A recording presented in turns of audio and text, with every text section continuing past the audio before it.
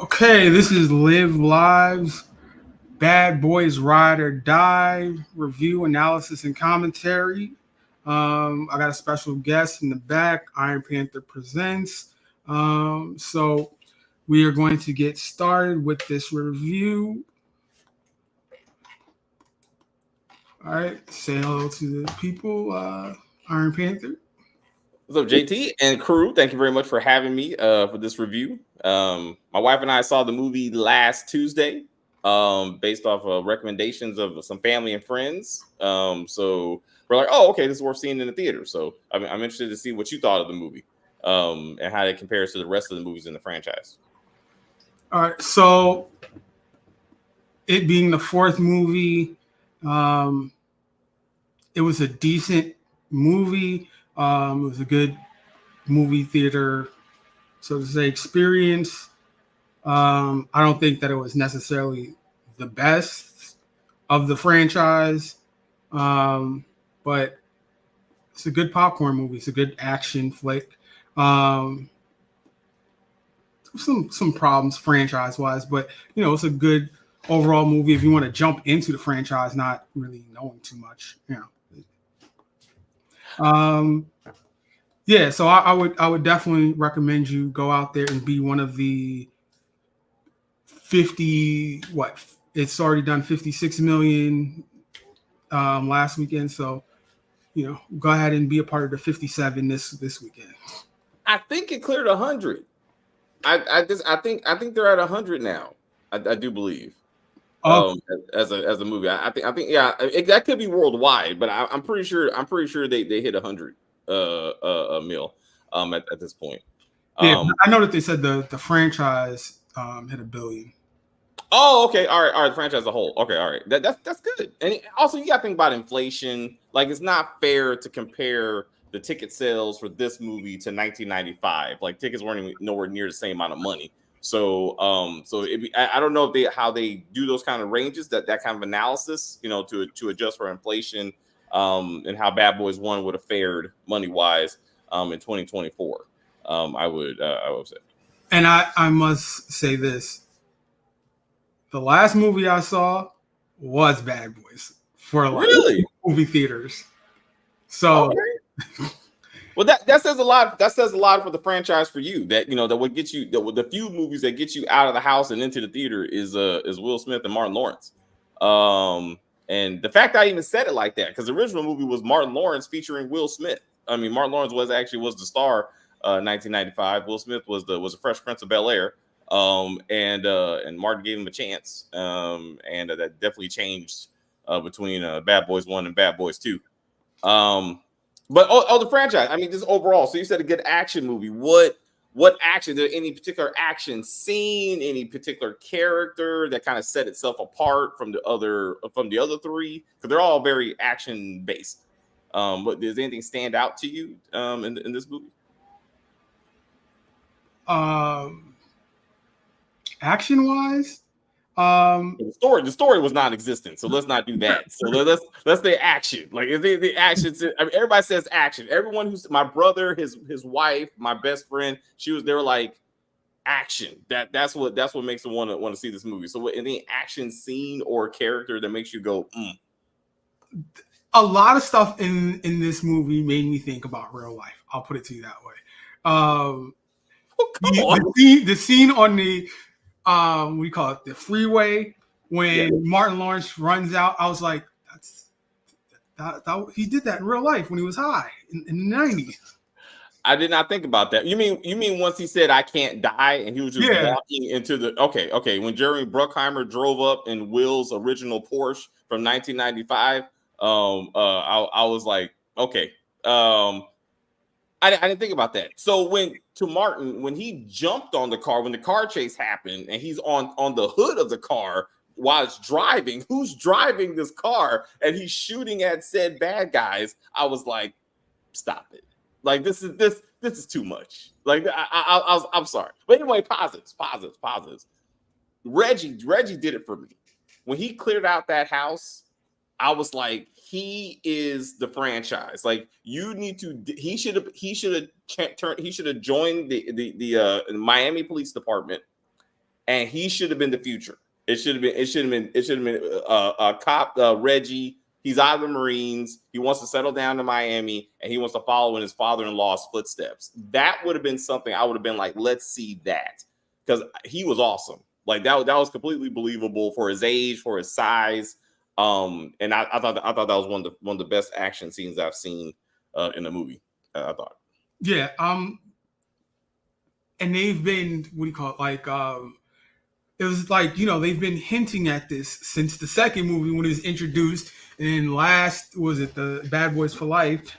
He's joining the Marines, all this type of, they've been hinting at this. So I'm like, they really paid it off for this, They did. I love the scene. My only problem was after he killed everybody, right? That he's like, and he salutes at the camera. I'm like, you're doing too much. Like you do like that killed that, like that took away from the seriousness of the moment, right? Like he almost had a Jason Bourne, John Wick like level of violence, right? And then that kind of made it silly. And and that being said, I would love to have seen him in the final fight. Would have been awesome if he, instead of ammo, being there, these two people that we don't know and I really don't give a fuck about, like if he would have been in the final, like Rush, that would have been awesome. Like they attacked my wife, they tried to attack my mother-in-law. I'm taking it to them. That would have been an awesome scene, and that could have led to him joining the force. So I'm sorry. So let's talk about just the silliness of this movie. Wait, no, we gotta talk about. I got one more positive. We're gonna get it silly because that's. I got a lot of silly. Last positive for me would be Will's son. Let's just say the prison scene. The prison fight scene was awesome. Like that dude when he grabbed the weight. Terry said ghost. When the dude was standing over the last guy with the weight and he was about to come down on him, she was like power. Yeah. But that whole scene, I was like, this dude needs his own franchise. Like, if him and Reggie could have their own thing. Okay. He gets in. They're on the helicopter, right? Yes. It's about to go down. He's like, all right, I need to get in the cockpit. He gets in the cockpit. How do you know how to fly? I'm a drug dealer. Again, Jamani, like we need to focus on the positive before we get into the absolute stupid shit in this movie. Like his fight scene was awesome. My point, his fight scene was awesome. I'm happy he was in the final fight, but the way that he almost got killed by those two guys, I was like, what happened? Like you don't. It's like they powered him down like a superhero movie so he could actually have some competition. But he killed like 7 dudes by himself. Like with nothing but a weight. Like I'm like, this, no, man, no. These two guys, he should have easily murdered those last two guys and saved the girl and saved the day and redeemed himself or whatever. So I was irritated by that. I was irritated by that. I was irritated by the overall boss of the big villain. Yeah, the big villain boss. All right. We need to have a lady villain. Tiffanyaddish character would have been set up to be a great villain, but they just used her as like a side character. It's interesting that you bring up Tiffanyaddish. I felt Tiffanyaddish was absolutely unnecessary in this movie, along with DJ Khaled. Like these are just like stars. They were like, we can get them in here and we can do some name recognition. And obviously, Tiffanyaddish didn't age very well. They clearly shot this, before the whole child thing. But I was like, nah. Like even post editing, they should have cut that out because it was unnecessary. She was over the top as she usually is. And she meant nothing, and I was like, this is unnecessary. And DJ Khaled, I forgot he was in even the last movie, so he was also unnecessary. But that's where it felt like Fast and the Furious. Like when Cardi B was in one of the I heard she was in one of the Fast and Furious movies for like no damn reason. That's what I felt Tiffanyaddish was like an unnecessary celebrity cameo. And I was like, they should add Nicki Minaj or like Megan Thee Stallion. I think if they would have did that, I could have took it better. But Tiffany was unnecessary. But to your point, to be more modern, it would have been nice if it was a woman villain, I guess, to kind of break the monotony, I guess. Yeah. I thought DJ, bringing DJ Khaled back, for him to quote unquote have his little revenge or whatever from Bad Boys for Life I thought that was all right. I just thought, why are you bringing John Sally back to kill him? I thought that was a waste. Yeah, but so I think one of the other issues with the movie is that being the fourth in the franchise, it felt like Lethal Weapon, like the franchise, like overall, and it's kind of the same thing. You got the stable married one, you got the single wild guy, and they're kind of like the odd couple. And then as they progress, right, the married guy becomes a grandfather. The single guy gets married. Like that's what happened in Lethal Weapon. Same thing that happened in the Bad Boys franchise. And the difference is Lethal Weapon was done better. Like Martin Riggs had a real backstory of like my wife was murdered, and and that's why he was hard for him to move on, but he wasn't fucking everyone he gets his hands on. But like it made a better story. Like his character evolved and it made logical sense. But it still, I feel like they followed the same kind of blueprint, except at least that movie, like Riggs and Martin, Riggs and Murtaugh, they became captains. Like they progressed even as cops, and like that made sense because like at this point, like Mike and Marcus really should be retired by now. Like I felt like I was watching like Top Gun 2, where like you should not be in the Navy anymore, sir. Like these two men should not be on the force in any way, shape, or form, but somehow they're still going. And I'm like, what? And I'm like, Vanessa Hudgens is younger than I am, so I'm like, she is definitely old enough to be their child, either Martin or Will's. And I'm like, she's captain.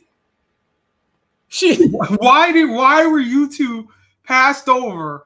And especially when you have the captain saying, you were the only guys I trust. But yet she's captain. Well, he didn't pick his successor in that sense. But my problem, again, consistency in storytelling, right? They killed, different writers for different movies. I get that. They killed off Captain Howard in the last movie to give Mike and like a real motivation or whatever. But then they realized he's a great actor and they wanted to bring him back.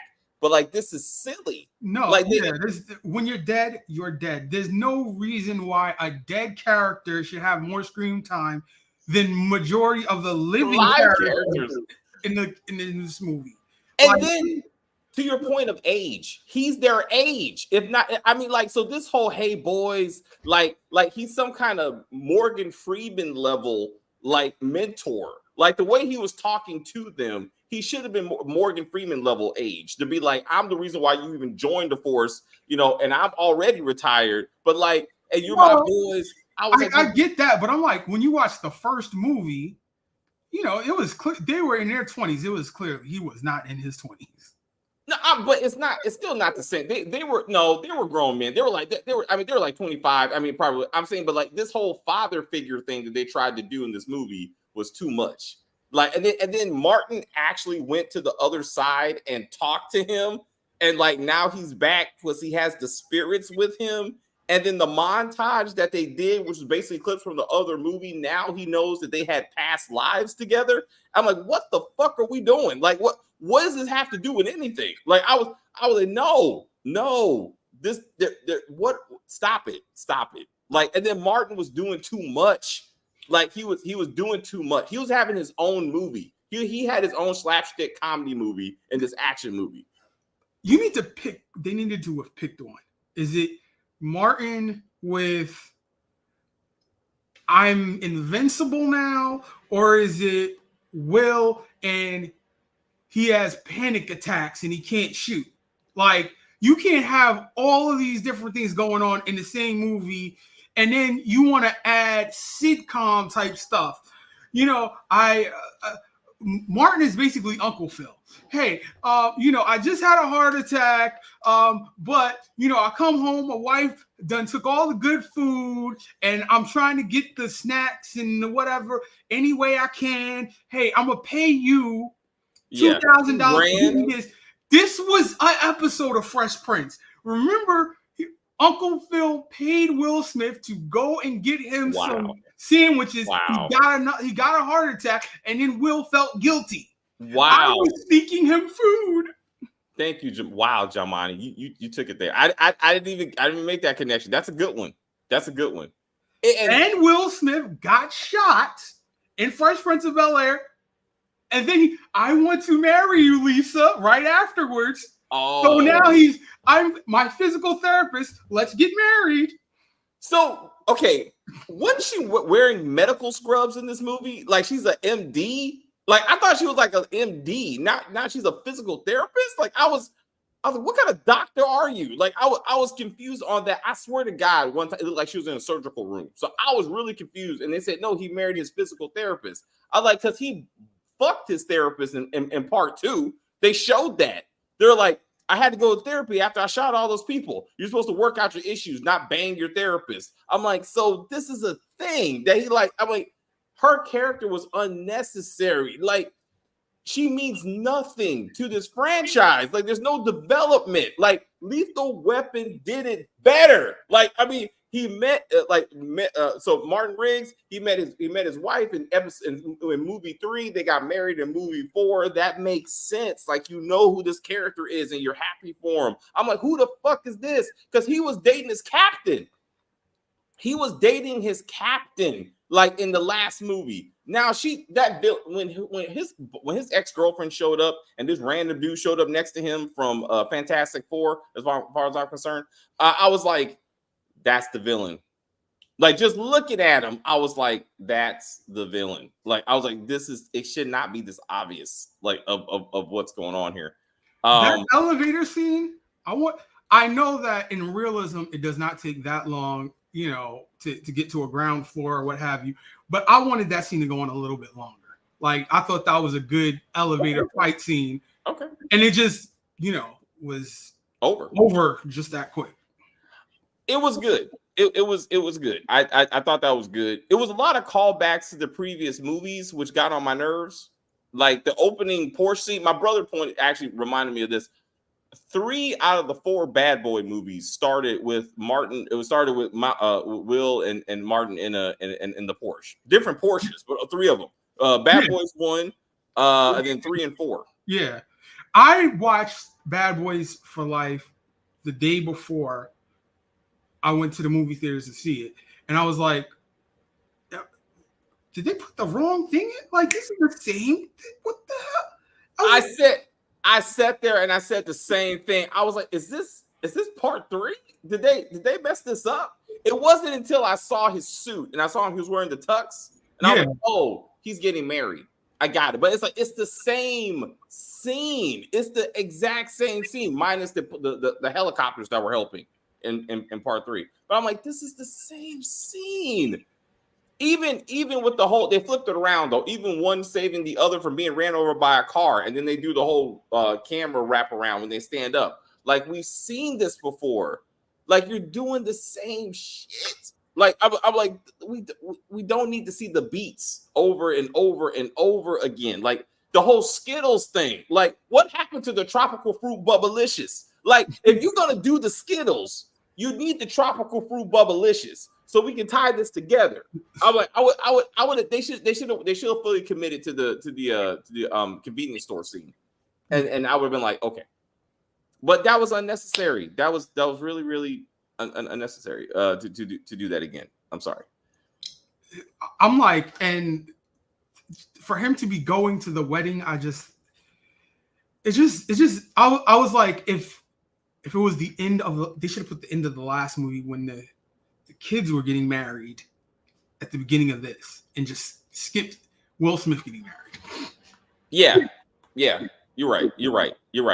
It should have been the daughter and Reggie getting married at the beginning of this movie. Yes. And then that would have fed into the whole, now Reggie's he's a grown ass man, you know, and now he's defending his family and that kind of thing. So that kind of would have made more sense, because Will getting married, I don't care. Like that does also, again, no best man in his right mind is going to be at the wedding reception and be like, you were fucking whores and my sister. By the way, where's the sister? Like, Sid couldn't come back for this wedding, and more importantly, she couldn't come back when her brother dies from a heart attack and is recovering in the hospital. Like, this doesn't make any sense. Like you, but I'm like, why would you do that again? You just did that in the last movie. Will Smith is in the hospital. Martin is wiping the drool off of his mouth and everything. At the start of this movie now, Martin Lawrence has a heart attack and he's in the hospital. And I'm like, why are we doing the same thing over again? It's no creativity with that, because you're right. And also the difference is like Mike doesn't have any family. So Marcus is all he has. So it makes sense that Marcus is the one there standing by his side, wiping his butt and stuff like that. Marcus has a family. So it doesn't make sense that it's Mike who's sitting there sleeping next to him with his family, his wife who don't work apparently, his daughter and his son-in-law just sitting at home living their best lives. I'm like, no. Wife is there. Like Mike may stop by, but like this don't make no damn sense. I'm like, why is your wife just sitting at home trying to put snacks away? Like, oh my God, baby, you got at the hospital? Yeah, I was butt naked on top of the hospital, and then I just came home. Oh, okay. Well, that makes sense. I was like, no, this doesn't. What's happening? I was like, this, no. I was like, I get it. You want to show that they're brothers and they're friends. I get that, but it needs to make some type of sense about who's taking care of who. Now, let's talk about the brunettes. We were talking about offline about the mysterious disappearance of Burnett.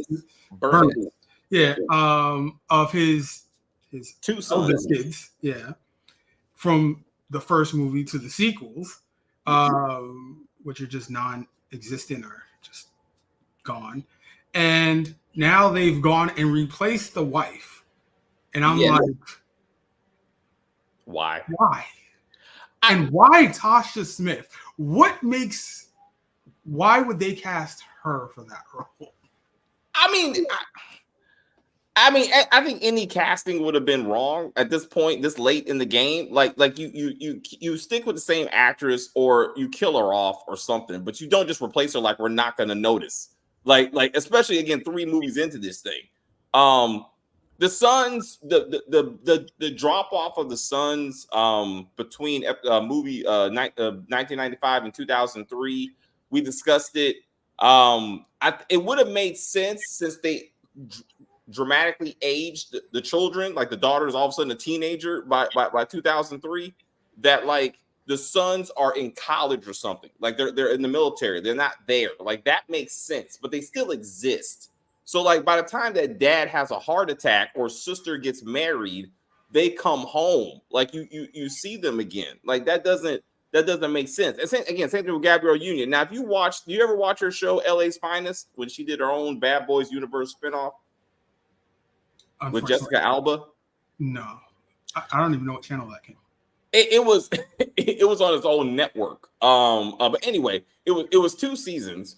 And my point is, she was shot in the line of duty in a coma, and her brother made no effort to come and see her. So I was like, this doesn't make any sense. But she was like, oh yeah, Mike and Marcus and da. So she acknowledged that they existed. But I'm like, what is Gabrielle Union doing that she couldn't be in Bad Boys 4? Like nothing.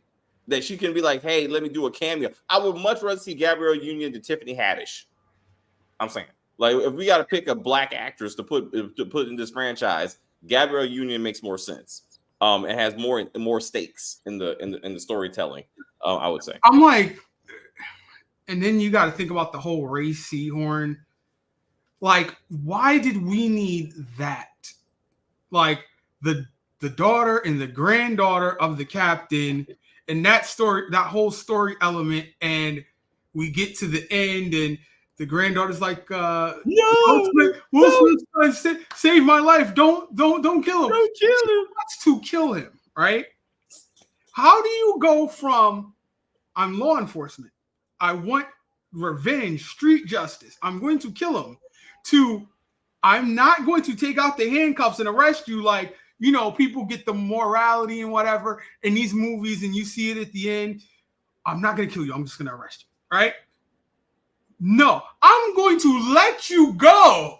How do you go from that to that in 5 seconds? So it's funny you should bring this up, because in Bad Boys 2, why Bad Boys 2 is my favorite of the franchise. because it's two movies in one, and both of them are good. It's the drug dealer takedown, and then it's the save, girlfriend / sister in Cuba.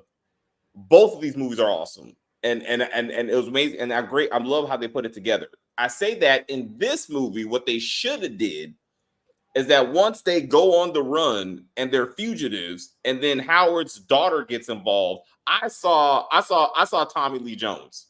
I mean, I saw Sam Gerard. I was like, we're doing The Fugitive.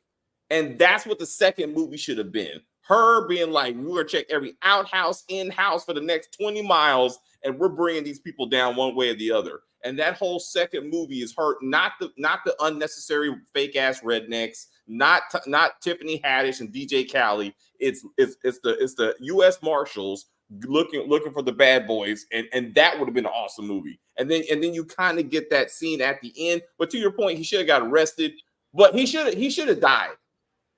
Like he wants to redeem himself or whatever. He should have died saving the young lady, and that would have made sense. Because you murdered the captain, bro. They tried to redeem him in part 3, and I was like, "Fuck you!" Like he killed the captain. So this whole like he's okay now because he's my son shit. I'm like, no. He should have died a redeemed person, but died nonetheless. No, when you gave the cliffhanger of, this is how you can, redeem yourself or make things right. And then they skipped over that scene in this movie. It was just Will Smith walks in and then cut. Like, we're supposed to fill in the blank that that's what the scene was. And I'm like, no, I don't. I see what you're trying to do, but just because he knows what somebody looks like, I don't necessarily think that's going to redeem everything he's done.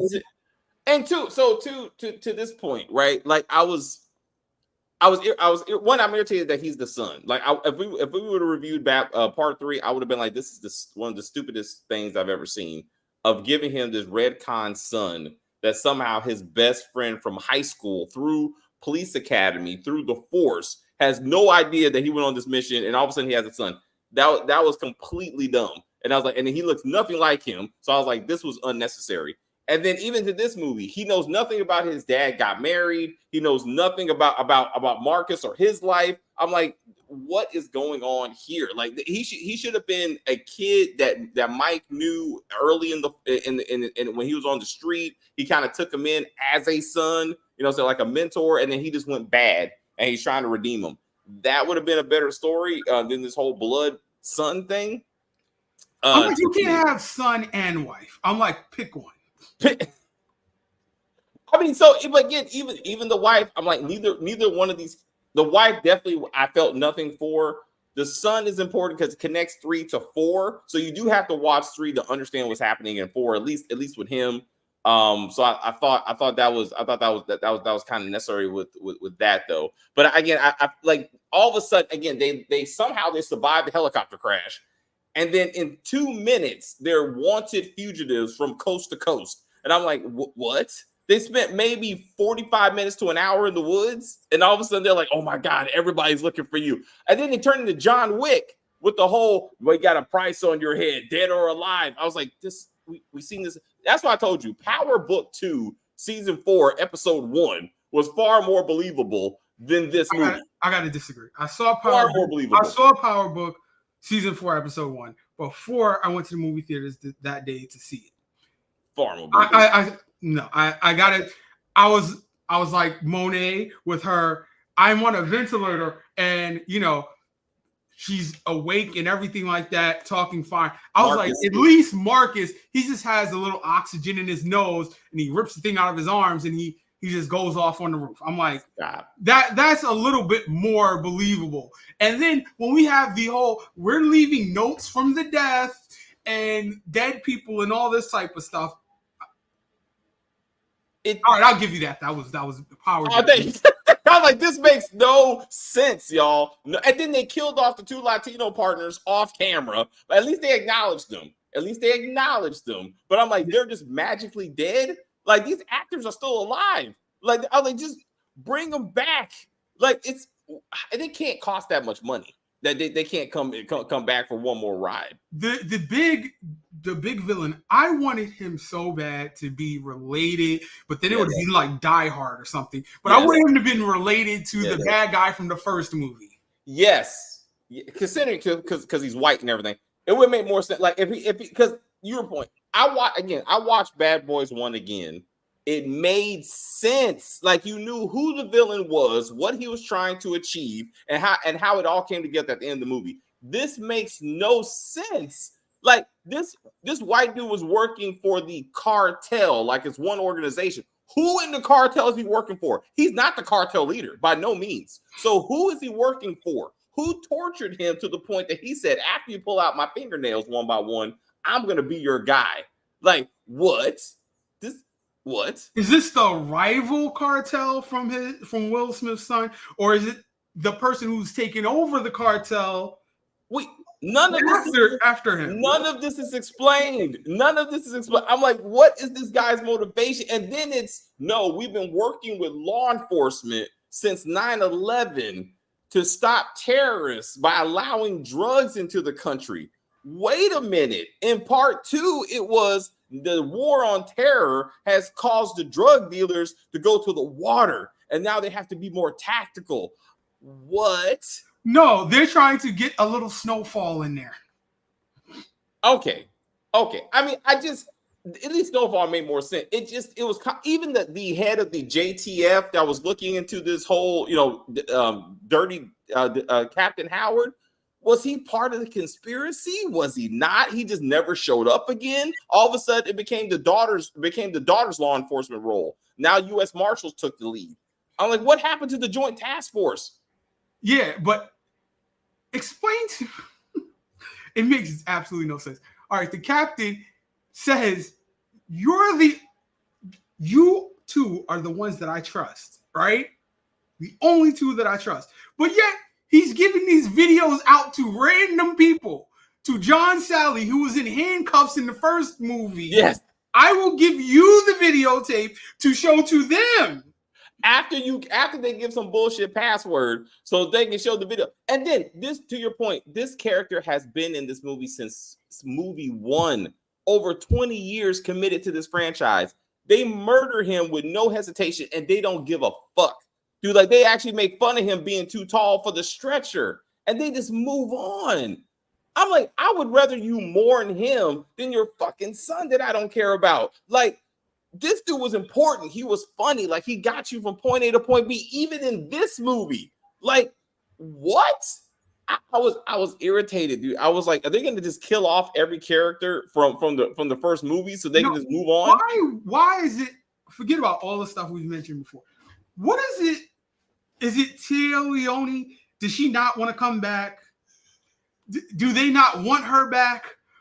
She's the one who makes sense to bring back the most out of anybody. Forget Gabrielle Union and all these. She is like the franchise bringing it full circle. I hear you. If Mike would have married her because you found out that they were dating off camera all these years, that would have been something. But it could be the equivalent of, again, a Top Gun 2. Like, the women just don't age as well as the men. And they were like, sorry, like we need a new and improved woman for these older men. Possibly. No, it could have been the same thing. Like, if we're repeating storylines, it could have been, all right, she heard Marcus is in the hospital. She comes to visit. She's involved in something. She saw something, whatever. They're protecting her or whatever, but she's, I don't know, been taking Kung Fu classes, been a marksman or something. So now she can be equipped in the fighting just like the rest of them. And it's not just a damsel in distress like, in the first movie. They could have worked something out to make her more relevant or more participative. Well, even the wife was unnecessary. Even the new wife was just a damsel in distress, and they ended up the same way they did in part 2. Like it was them on a beach Mike has to pull the trigger to kill the guy. I mean, it was Martin. It was Martin in the last movie in part 2. It was Martin that took the killer shot, and Mike was like, "Woo! That's how you shoot from now on. That's how you shoot." I was like, then that was from Bad Boys 1. So like they just kind of flipped it around, and now it's Mike taking the killer shot. I'm like, we did this sort of before. Yeah, but I'm like, they needed to have lined it up better. Like it was he has the PTSD or whatever where you can't shoot, but you've already null and voided that when Martin slapped it out of him. Yeah, I was like, again, like you said, like pick your struggle. You got too many mental struggles going on, and I'm like, and it doesn't make sense because even in part 3, like Mike was killing everybody after he saw Howard get murdered. Like it was only him being shot that slowed him down. Like he had no problem killing people. Now all of a sudden he's like, well, maybe it was my fault that the Captain Howard get murdered. And again, the ghost of Captain Howard comes to him like some kind of Obi-Wan Kenobi shit and be like, hey, it's all right, son. What? You're not my daddy. But anyway, it's okay, bro. Keep killing. Thank you, Captain. Now I can go out there and save the day. What? No, I didn't. Like, all right. So talk about jokes that. All right, so Martin is saying, I can't be killed. And then when he gets to the point where he told Will Smith was going to happen at the beginning of the movie, yeah. What? No, don't shoot me. No, don't. Well, you told me that you cannot. You told me all of this was gonna happen. Now you're backing out of it. Didn't make any sense. He called an alligator racist, which I was like, where did that come from? Like, it would have been funnier if it didn't, if all right, so he says that and it's just like, that doesn't make any sense. And then when he ate the JTF guy or whatever, it'd be like, oh, wasn't a racist alligator or something. Some sort of callback to resolve it, but nothing. Okay, so to your point that Captain Howard gave Martin some type of prophetic vision that you're gonna have to make a tough choice.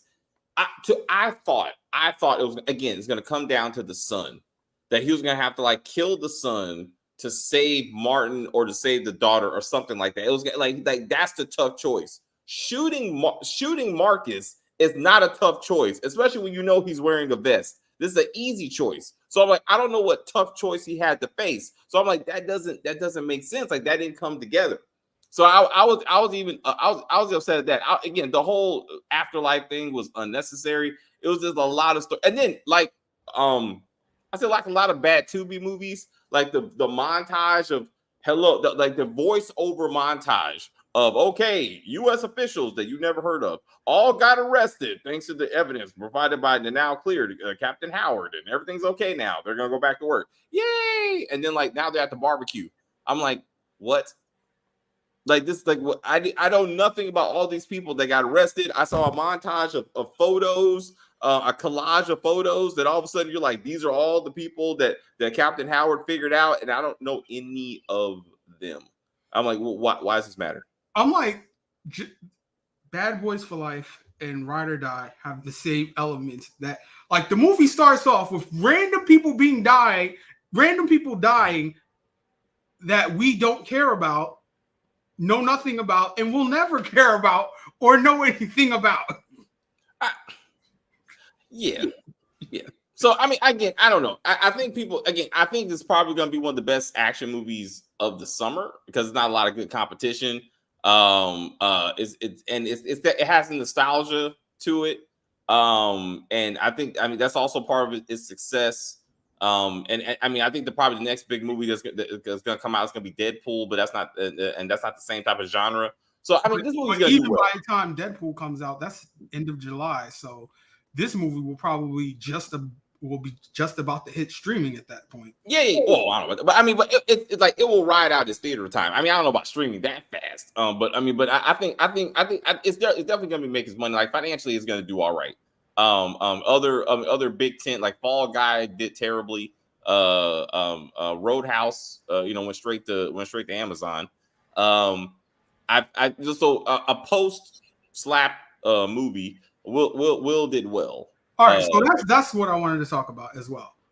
this movie was he's like a little evil genius or whatever, but like you got to really look at what stuff that he's doing. He did this strategically. Like I got Martin Lawrence in my back pocket, and I'm just gonna pull him out whenever I need him. Like it was all right. So I've been vilified for smacking a comedian. So if I want to get back in people's good graces, well, let me do a buddy movie, a franchise I'm already a part of with a comedian. So it's funny you should bring that up. It depends. I don't think he lost any real credit with black people. Like I think they were shocked by it, but I don't think anybody on majority of people like canceled him over the Chris Rock hit. I don't. But I think there was an issue with comedians and against Will Smith. So now he does a movie, a big worldwide blockbuster. Because I'm like, Bad Boys was big, but they're doing premieres in Dubai and all around the world. Bad Boys wasn't, like he's really trying to put everything into this movie. Yeah. And it's him and Martin going places together. Like you don't see Will without Martin. It's not like it's not before they would kind of be together at the bigger junctions, press thing, but then they would go off and do separate promotion. Now we're tied to the hip everywhere we go. I say, I hear you. I say that Hollywood distanced themselves, thinking that the public would not embrace anything Will Smith was in. So this, like he was banking on this movie showing Hollywood that he was still bankable, and it did. So I think that this movie did help his image with Hollywood, but clearly people are standing by him. Black people in particular are standing by him despite what he did to Chris Rock. So financially, he's going to be all right. He's disqualified for the next 8 years from Oscars. So what is the opposite? What's the other direction of Oscars? Is him doing his action, I Save the World type of movies that he's more known for. Well, I mean, none of this stuff. I mean, most of the stuff wasn't really Oscar material. I mean, like 7 pounds. He was trying to get into that Oscar lane from not Men in Black and Concussions and Pursuit of Happiness. All right. He was trying those. Now he's like, all right, if there's no chance I can get an Oscar out of these, I'm back to these movies. He went to redeem himself, or he had to go back to the well. He had to go back to what worked, right? So like definitely, he had to leave Men in Black alone because that is dead. So he was like, let's do another Bad Boys and get because Bad Boys 3 was not intended to be a hit. I mean, I'm saying it was like mid-COVID. They put it out in January. Like no one had faith in that movie. That was before COVID. Like that was already in the pipeline, scheduled, everything. And because I remember I wanted to see that movie so bad. And I got sick that week with COVID. And I went to the doctor and it was like, man, you just got the flu. Everybody was telling me I got the flu. And it was like, you just got a backache. This ain't no damn flu. Well, I mean, I'm saying the fact that it was set to come out in January when like really the bad movies come out. Like they didn't expect that movie to do well. And the fact that it did, they were like, that's why this is like a back to that summer blockbuster like type like premiere. Why it's global. Like they're really pushing now because 3 actually did well, and maybe because again it was COVID, not a lot of movies out there. Like it was good timing, but now they're really trying to push this thing. So I'd be interested to see. I mean, would you want to see a 5? I guess it'd be at this point. Yeah, I would. Yeah, I hope that they can, as we've seen, they can ignore certain story points and recognize other ones. They need to forget a majority of the stuff that we saw in this movie and just go to 5. I mean, I hear. I feel like in my lifetime anyway, I feel like Lethal Weapon kind of set the standard for this type of thing, and they stopped at 4, and they did it well. Like the characters got to that goodbye point. Like everybody matured. They're stable in their life, and it's like let's move on to the next phase of stuff. and I'm like, they're not there yet with these characters, and that's not a good thing. Like they could leave it open because there's too many things for them to kind of do. I'm like, what is the point of this ammo? It would be nice if we knew that there's a next generation of bad boys. Like they are mentoring some, a younger set of cops or detectives, and they just take more of a backseat every movie, so to say. Well, this but, is only the but second. ammo is like a whole. This is like SWAT or something. Like this is yeah. I'm like, this is something totally different. Well, so different. In part 2, they had TNT. So it was like ex special forces that was working with Will and Martin, and like they kind of enhanced their operations, like they were a team. Like clearly, the bad boys were leading the movie, but all of them had screen time. They're all badasses. In part 3, Ammo, to your point, it was more of them for one, and they were supposed to be like the next generation. And then, like, I guess again, after Bad Boy 3 did so well, they're like, okay, well now it's really back to the originals, and now we're going to keep 2 of these Ammo people, and y'all just in the background to say that we understand, you recognize you. That's why I'm saying Reggie would have been a good fit for the team. Like if he would have joined the force, joined Ammo, that would have made sense, But it's hard. You can't really hand over the Bad Boys franchise to other boys. Like it doesn't, like it wouldn't fit. But I still think Reggie should have had a much more of a bigger role. And maybe get his own thing. But he should have joined Ammo, to your point, because I forgot about them, to be honest. Like if I didn't see the Ammo on their shirts, I would have been like, who the fuck are you 2 kids? I was like, they're 2 other people. It was like 4 of them. It was an Asian one, right? It was an Asian one on the team. Yeah. I thought it was a Latino kid. It was a Latino kid that was talking shit to Martin. I mean to Will. To Will's character. Yeah, I remember he was trying to get into the club, and he was like, "Yeah, these are my uncles or whatever." Yeah, and like just gone. I mean, they just. I mean, again, they kind of got rid of them the way they got rid of Martin's kids, and it'd be like they didn't even exist. Like I mean, I don't think they were even mentioned in this thing. I don't know. So you'd be interested in a part 5? Yeah. Right. I don't know. So what's your like overall verdict in wrapping this all up? For the movie and for the franchise. Oh, okay. For the franchise, I would say the franchise is not really developing these characters. I feel like they're doing the same shit, and at their age is too much. I think part 2 was the best of the franchise.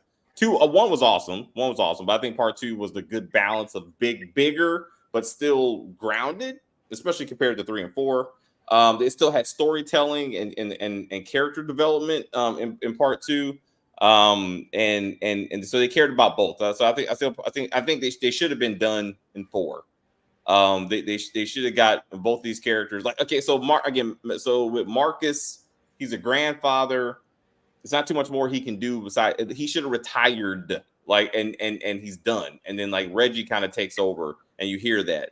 Mike, like he should have got married, and he retires, and like he's gonna be a father or something, like an actual father, like a genetic. I made a child, like like a baby, and like he's gonna do that, and then be done with it. But I don't. Them keep on going is ridiculous. I think they're doing too much at this point. How about you? I think Martin should have taken over as the captain. Reggie becomes partnered with Mike Lowry, and it's like, yeah, he's inexperienced. Why do you have me partnered with him? Martin's like, yeah, I know you'll keep him safe.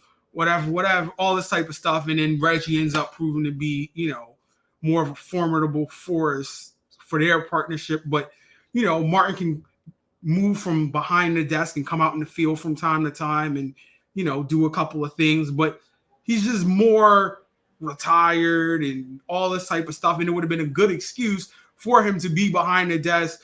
Teresa's pressuring him after the heart attack. He takes that position. He's still in the movie. Everything like that, but he's just a little bit more removed. Let's go down that road. I would say Marcus becomes police commissioner, and Mike becomes captain. And so Mike, he's too old to be in the field, but at least as captain, he can maybe get involved if you know, if when his people are out there and he has to, you know, grab the guns and get back in the Porsche again. I think I would like to see that then. I mean, to your point. And I'm like, you know, we hear Will yell at Martin about all the stuff that happens in the car. You know, don't mess up the car, don't eat in the car.